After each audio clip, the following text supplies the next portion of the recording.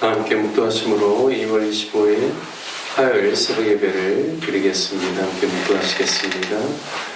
여호와께서 다스리시니 스스로 권위를 이루셨도다.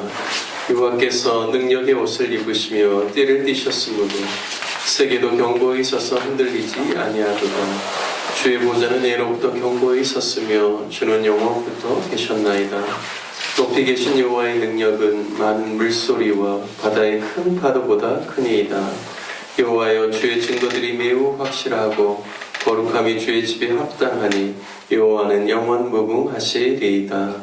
아멘. 온 세상을 다스리시고 저희들을 다스려 주시는 하나님 아버지, 이번 2월 마지막 주 한 주간도 하나님의 선하심을 맛보는 귀한 한 주를 살아갈 수 있도록 인도하여 주옵소서. 오늘 이른 새벽 주님 앞에 나와 예배하게 하여 주시니 감사합니다. 아버지 하나님, 오늘 예배를 통하여서 하나님 영광 받아 주옵시고 우리의 심령 가운데는 하나님께서 우리 각자에게 들려주시는 귀한 음성 듣는 시간 될 수 있도록 인도하여 주옵소서. 예배의 시종을 성령께서 친히 주장하여 주실 것을 믿사옵고 우리 주 예수 그리스도의 이름으로 기도드립니다. 아멘. 찬송가 325장, 통일찬송가 359장입니다. 찬송가 325장, 통일찬송가 359장 찬송하신 후에 인생일 안수 집사님 대표로 기도해 주시겠습니다.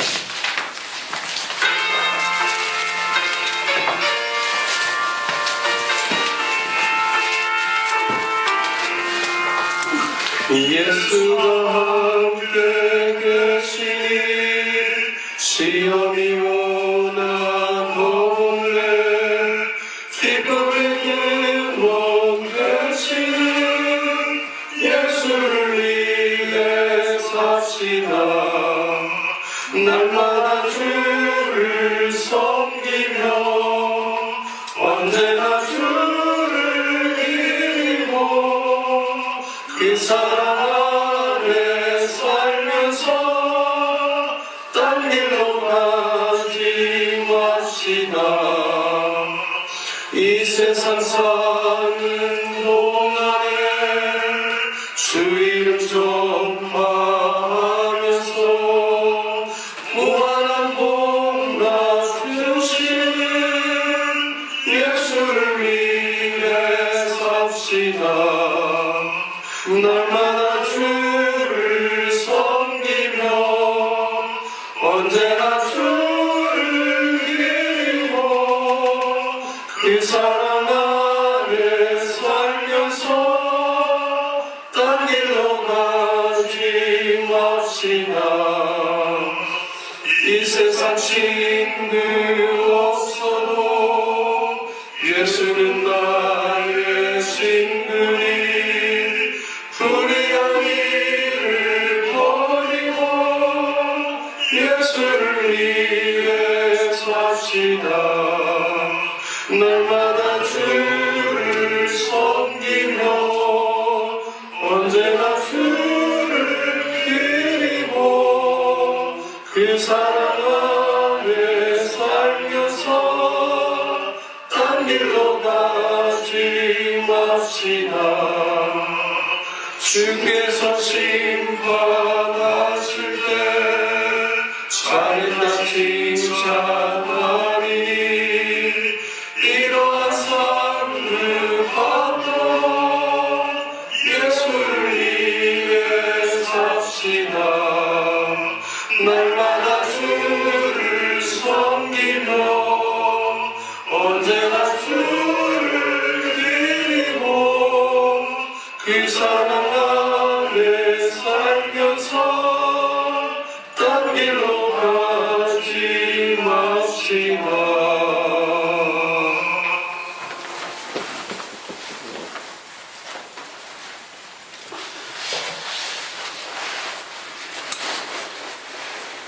존귀하신 하나님 아버지, 오늘도 호흡을 주시고 빛을 보게 하사 조롱 앞에 예배드리게 하심을 감사합니다. 신실하신 주님, 믿음 잡고 보잘것없는 때기에 때를 따라 필요를 채우시고 길을 인도하셨음을 기억합니다.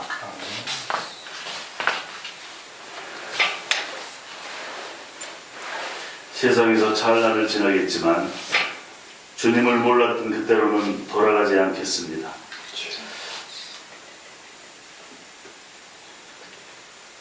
연약하고 부족하여 매번 용서를 구해야 하는 죄 많고 부끄러운 인생이지만 호응이 닿을 때까지 주님만 의지하며 살아가게 하여 주시옵소서. 아멘. 바라기는 저희 로덴마음 교회로 하여 지역사회의 복음이 전파되고 하나님 나라를 계속 확장하는 확장해야 될 미래 세대의 발굴과 조기 교육이 거부감 없이 잘 이루어지기를 원합니다. 이하여 선두에 십자가를 지신 이광수 목사님께 지혜와 명철에 더하여 지치지 않는 근성을 그리고 장로를 비롯 모든 성도들에게도 똑같은 은혜 내려주셔서 이 지역사회의 생명샘이 되게 하여 주시옵소서. 아멘. 예수님의 이름으로 기도드립니다. 아멘. 오늘 이른 새벽에도 주님 앞에 나와 예배드리는 우리 귀한 모든 성도님들 가운데 주님의 은혜가 가득 넘치시는 귀한 날을 또 보내시기를 주님의 이름으로 축복합니다.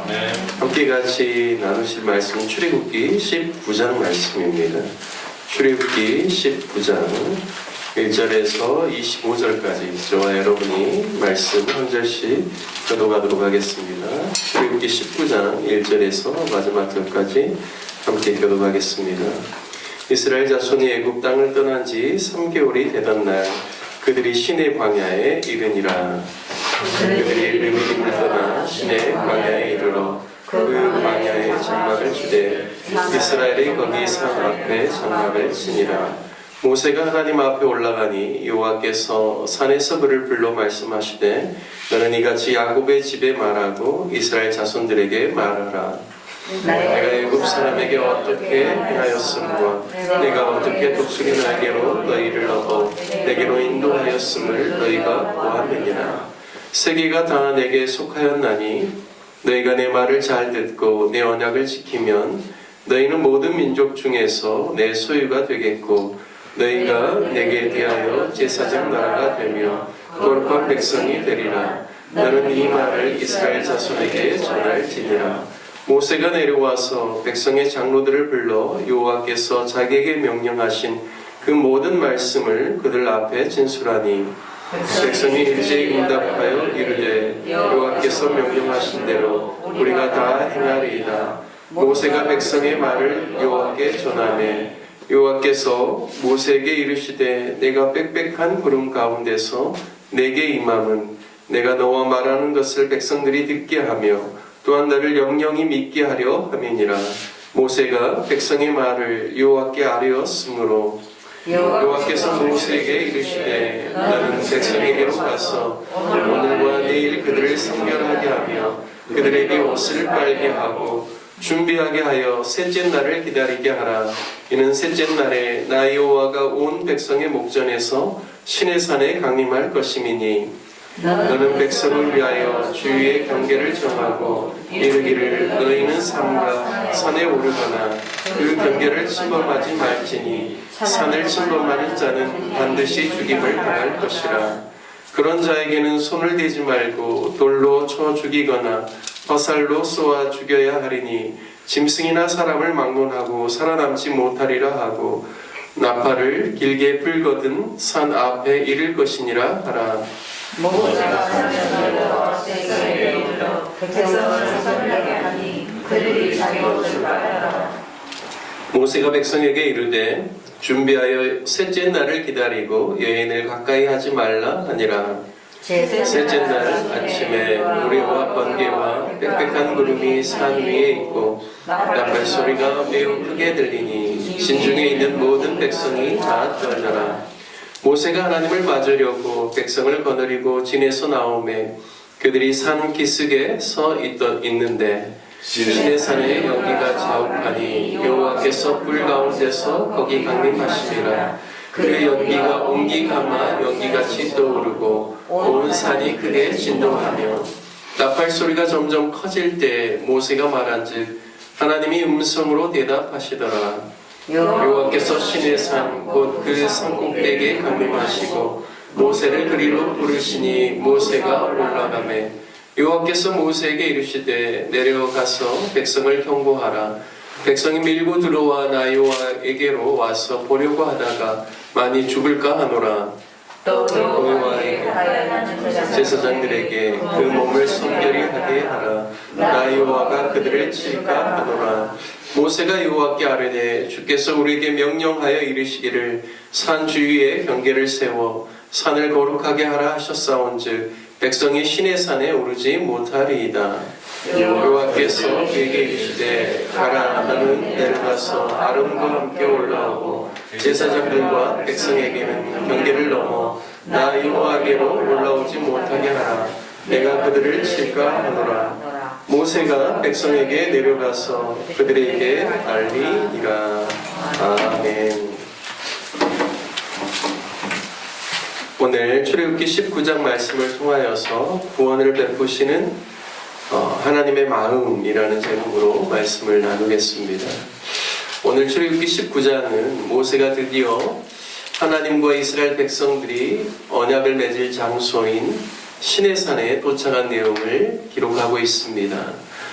출애굽기 3장을 보면 하나님께서 미디안 광야에서 모세를 이제 부를 때 보면 그가 양을 치다가 호렙산에서 이제 모세가 하나님의 부르심을 받는데요.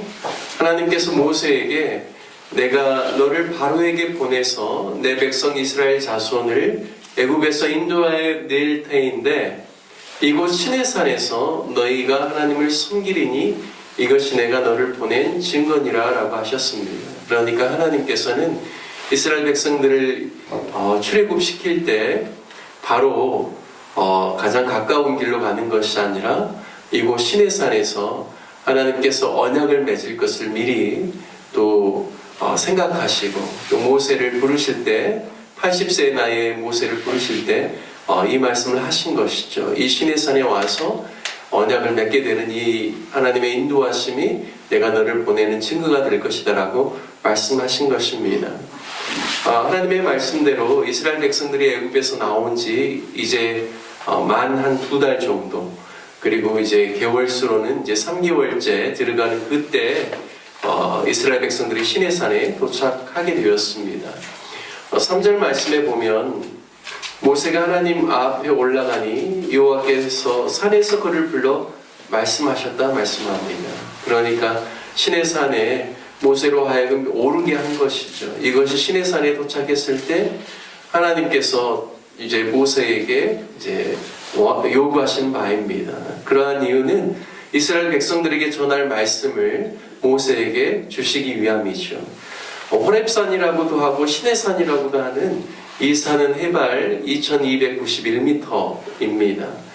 백두산이 2744m, 한라산이 1947m라고 하는데요.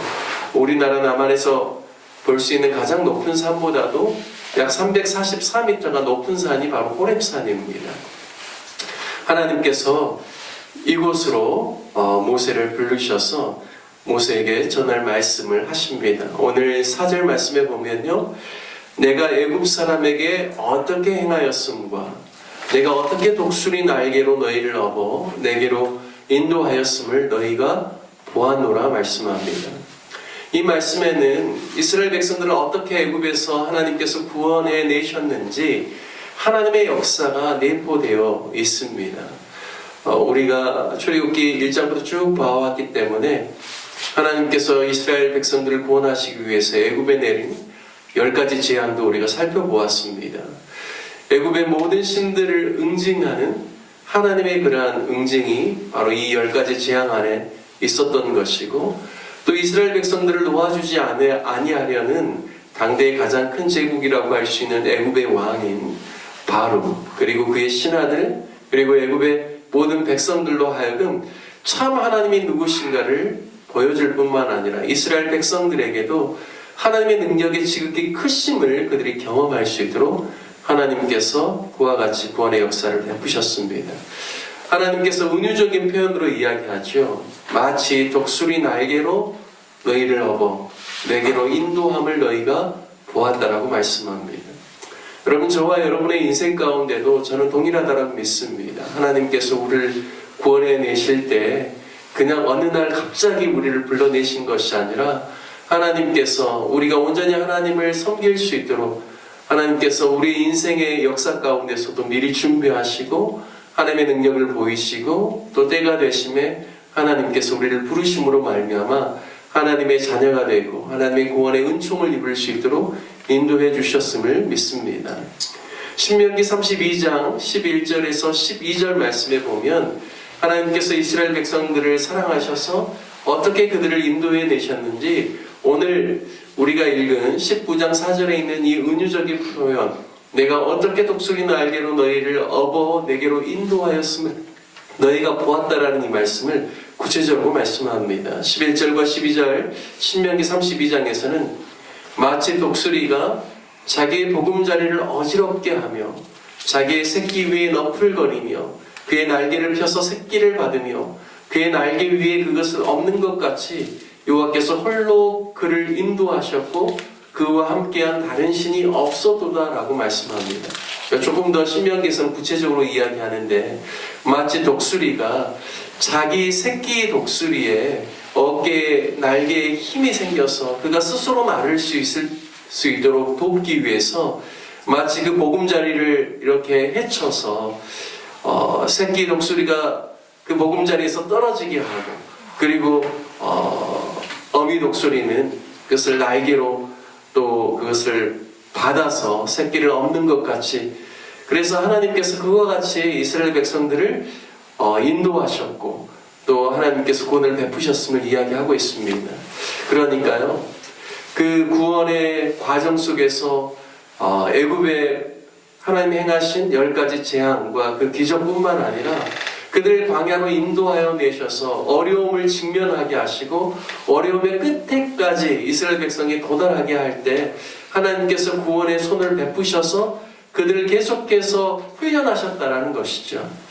저와 여러분의 인생 가운데도 때로는 예기치 않은 어려움이 있고 또 그 어려움 가운데서 하나님께 기도할 때 왜 당장에 이렇게 응답하지 않으실까라는 생각이 있을 수 있지만 하나님께서 우리를 그와 같이 어려움의 시간들의 끝에까지 가게 하신 이유가 있다면 우리로 하여금 하나님의 사람들로 훈련되어지고 온전히 세워질 수 있도록 하나님께서 우리를 강하게 하시기 위한 그런 과정이라는 사실을 오늘 말씀을 통하여서 우리가 깨달을 수가 있습니다.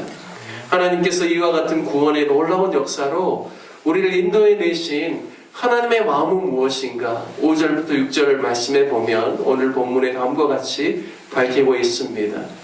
세계가 다 내게 속하였나니 너희가 내 말을 잘 듣고 내 언약을 지키면 너희는 모든 민족 중에서 내 소유가 되겠고 너희가 내게 대하여 제사장 나라가 되며 거룩한 백성이 되리라. 너는 이 말을 이스라엘 자손에게 전할지니라 말씀합니다. 하나님께서 독수리 날개로 업어서 우리를 인도하여 내신 것과 같은 이러한 구원을 하나님께서 베푸신 이유가 무엇인가?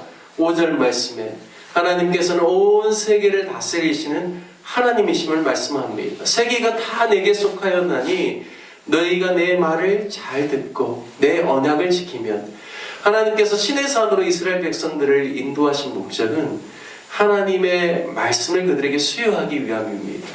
율법을 그들에게 수여해 주셨죠. 뿐만 아니라 하나님께서 택하신 백성으로 하나님께서 언약을 통하여서 이스라엘 백성들과 맺은 그 언약을 통하여서 대대로 하나님을 섬길 뿐만 아니라 열국에 있는 많은 민족들이 하나님께 나아올 수 있도록 하나님께서 이스라엘 백성들을 다리 위의 역할로 세워주셨다는 것을 오늘 말씀을 통해서 밝히고 있습니다.